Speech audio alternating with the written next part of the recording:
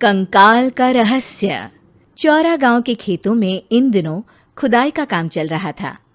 असल में इसी गांव से होकर एक अच्छी सड़क गुजरनी थी, इसलिए यहाँ खुदाई शुरू की गई थी। अचानक एक दिन खुदाई करने वाली मशीन से कुछ टकराता है। बाद में जब खोजबीन की जाती है तो वहां से 2 कंकाल मिलते हैं। पुलिस गांव के लोगों से पूछताछ शुरू करती है। आप लोगों को क्या लगता है ये किसके कंकाल हो सकते हैं? अरे साहब, हमें क्या पता ये किसके कंकाल है, आप ही लोग पता लगाइए। हम लोग तो बहुत ज़्यादा डरे हुए हैं। हाँ, हमारी फॉरेंसिक टीम अभी आ रही है। ये बताओ कि इस गांव के रहने वाला कोई जोड़ा गायब तो नहीं ना? क्योंकि शुरुआती जांच में तो ये बात सामने आ रही है कि एक कंकाल किसी पुरुष का है तो एक किसी महिला का। साहब, हमें तो बहुत डर लग रहा है। ऐसे कंकाल मिलने का मतलब गांव के आसपास ही किसी की हत्या हुई है या फिर किसी को जलाकर मार डाला गया है। हाँ साहब, हम अपने परिवार को लेकर बहुत ही ज्यादा परेशान हैं। देखिए, आप लोगों की परेशानी हम समझ सकते हैं, लेकिन आप लोगों को पुलिस का सहयोग करना होगा, क्योंकि आपके सहयोग के बगैर हम ये पता नहीं लगा सकते हैं कि आखिर ये किसके कंकाल है और इनकी हत्या किसने की। ठीक है साहब, गांव के लोग आपका पूरा सहयोग करेंगे। हाँ साहब, पूरा सहयोग करेंगे। तो फिर ठीक है, हम अपनी जांच शुरू कर देते हैं। कुछ दिन बाद जांच रिपोर्ट आ जाती है।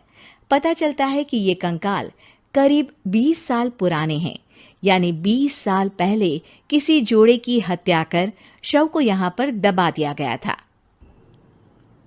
इंस्पेक्टर राघव, ये बताओ कि 20 साल पहले की मर्डर मिस्ट्री क्या अब सुलझ सकती है? हाँ सर, क्यों नहीं। लेकिन अब सबूत और गवाह काफी मिट गए होंगे। मुश्किल तो होगी, लेकिन शायद किसी परिवार को इंसाफ मिल सके। इंस्पेक्टर राघव, आप बिल्कुल सही कह रहे हैं। किसी परिवार को तो इंसाफ मिलेगा ही और किसी को उसके किए की सजा भी मिलेगी। जी सर, मैंने तो जांच शुरू भी कर दी है। 20 साल पहले इस गांव के 2 जोड़े अचानक कहीं गायब हो गए थे। मैंने दोनों ही परिवारों के बाकी के सदस्यों से बातचीत शुरू की तो उन्होंने बताया कि उनके बच्चे शहर गए थे, लेकिन आज तक वापस नहीं लौटे हैं। लेकिन ये दोनों शव किस परिवार के सदस्यों के हैं, ये कैसे पता चल सकेगा? सर, मैंने डीएनए टेस्ट करवा लिया है। आज शाम तक इसकी रिपोर्ट भी आ जाएगी। अच्छा, ठीक है। उसी शाम को सर, डीएनए रिपोर्ट के मुताबिक ये दोनों ही लाशें चौरा गांव के रहने वाले प्रधान सुल्तान सिंह के बेटे और बहू की है। लेकिन इनकी हत्याएं किसने की है, ये कैसे पता लगेगा? इसी का तो पता लगाने की कोशिश में जुटा हूं सर। आज सुल्तान सिंह से मिलने भी जा रहा हूं। मेरा बेटा और बहू तो मेरे लिए सिर्फ यादों में ही रह गए थे। हमें उनकी लाशें तक नहीं मिल सकी थी। आज 20 साल बाद उनके कंकाल मिले हैं। मैं अब किसके लिए जीऊं?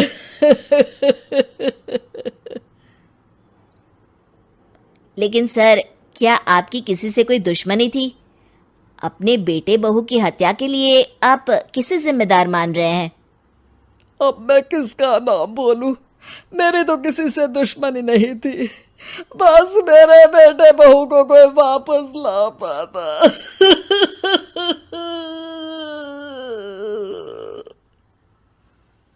इसके बाद सुल्तान सिंह फूट फूट कर रोना शुरू कर देते हैं। सर, अब आप इनका अंतिम संस्कार करवा सकते हैं।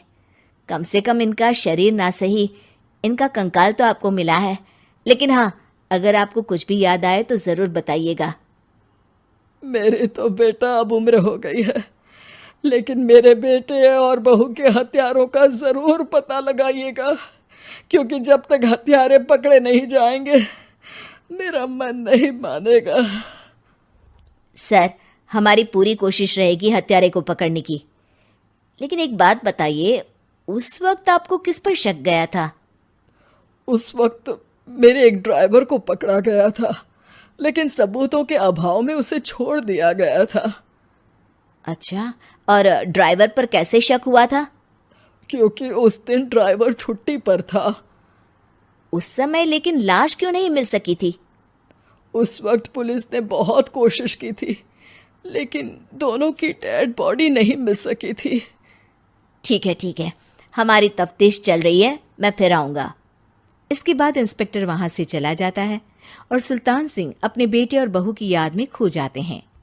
कुछ दिन बाद सुल्तान सर, एक बात बताइए, जब आपके बेटे बहू की हत्या हुई थी, उसी के आसपास आपके ही गांव का रहने वाला एक और जोड़ा उसी वक्त गायब हो गया था ना? हाँ सर, अलका और अभिषेक, वो भी मेरे बच्चों जैसे ही थे। तो फिर वो कहाँ है? उनका भी आज तक पता नहीं चल सका, लेकिन बताते हैं कि कुछ साल पहले अभिषेक को गांव के ही किसी आदमी ने मुंबई में देखा था, लेकिन फिर वो गायब हो गया।